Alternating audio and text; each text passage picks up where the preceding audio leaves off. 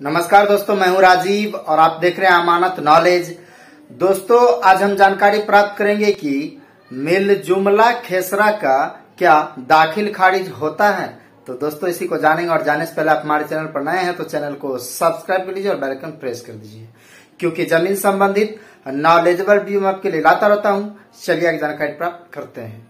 तो दोस्तों, अगर इस तरह की बात है मिल जुमला खेसरा की, ठीक है, मिल जुमला खेसरा का मतलब होता है अगर हम जमीन लिखाते हैं, रजिस्ट्री कराते हैं, तो उसमें ऐसा होता है कि एक से अधिक खेसरा, 2, 3, 4 इस तरह से खेसरा उसमें दे दिया जाता है, लेकिन स्पष्ट नहीं रहता है कि कौन से खेसरा से कितना रकबा है, मतलब कौन से खेसरा से कितना जमीन है, ये स्पष्ट नहीं रहता है।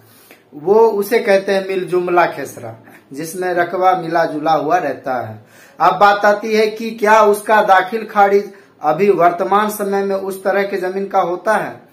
तो दोस्तों, वर्तमान समय में ऐसा नहीं होता है। इससे पूर्व हुआ करता था, जिस समय मान लीजिए कि खतियानी जमीन था तो उसमें जो है खेसरा नंबर दर्शा दिया जाता था।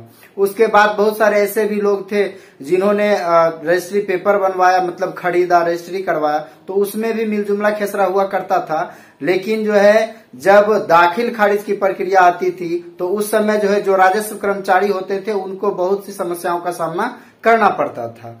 इसी को लेकर वर्तमान समय में क्या है कि मिल जुमला खेसरा अगर आपके कागजात पर है तो दाखिल खारिज उस समय रोक दिया जाता है, रुकवाना पड़ता है, क्योंकि उसमें स्पष्ट नहीं होता है कि कौन से खेसरा से कितना जमीन है। और उससे पूर्व, दाखिल खारिज से पूर्व, आपको अमीन का पैमाइश रिपोर्ट आपसे मांगा जाता है कि कौन से खेसरा में कितना जमीन आपको दिया जा रहा है, कितना जमीन है, और फिर जमाबंदी से मैच करते हैं कि उतना जमीन उस खेसरा में है या नहीं है, तब जाके दाखिल खारिज किया जाता है।